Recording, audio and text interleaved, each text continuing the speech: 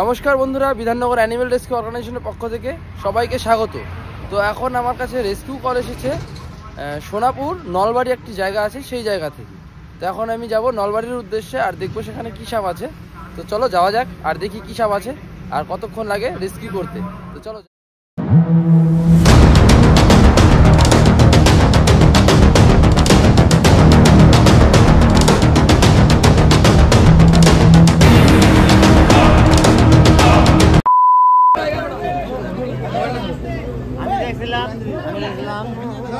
বললাম ভবন জীবন খালি করো, জায়গাটা একটু ফাঁকা করো সবাই। আমি বলতেছি আচ্ছা, জায়গাটা একটু ফাঁকা করো সবাই। আরে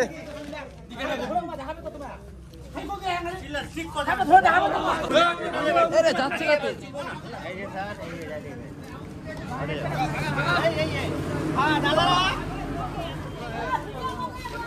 এই তো এই তো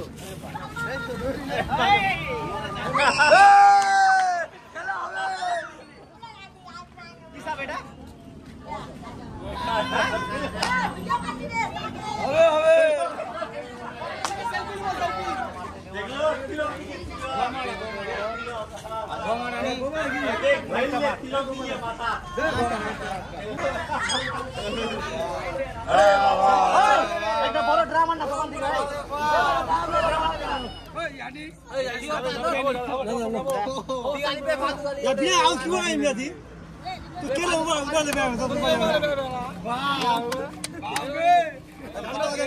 ধন্যবাদ স্যার।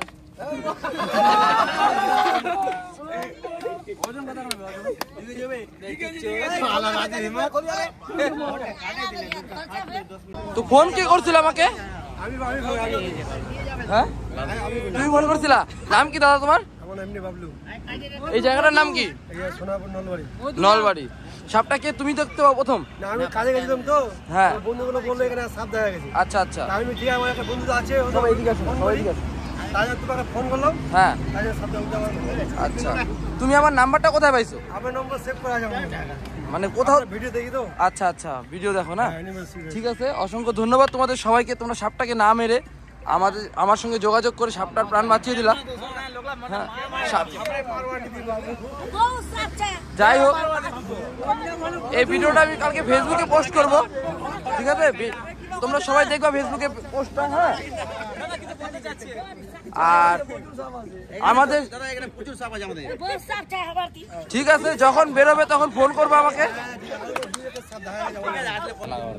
হাততালি মারে দাও। হাততালি মারে দাও।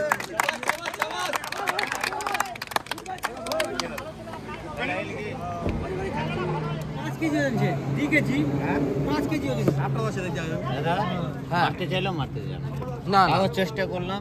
ঠিক আছে, ঠিক করছো, খুব ভালো করছো। আমার বাবুল দা ছিল, বাবুল দা, তারপর জাভেদ দা। না না, খুব ভালো হয়েছে। কি বলতো, এইখানে ছিল না? কোন জায়গায় দেখছিল প্রথমে? বাইরে ছিল নাকি? বাড়ি থেকে বের হলো তো। ও আচ্ছা, ঠিক আছে। তো নলবাড়ি থেকে আমাদের রেস্কিউটা হয়ে যায়। সাপটা বেশ বড়, নাদুস নুদুস। এখন আর রাত্রেবেলা রিলিজ করবো না, অনেক রাত হয়ে গেছে। যদিও কাল সকালে রিলিজ করবো, মানে কাল দিনের বেলা। দেখা যাক কাল দিনের বেলা কখন রিলিজ করি। তো চলো এখন যাবো বাড়ির উদ্দেশ্যে। আর রিলিজ হবে কালকে। হয়তো রিলিজের ভিডিওটা থাকতেও পারে, নাও থাকতে পারে, কারণ আমাদের রিলিজ এখন বেশিরভাগ লাইভ হচ্ছে। তো চলো দেখা যাক রিলিজটা কোথায় হয়, লাইভে না ভিডিওতে। চলো।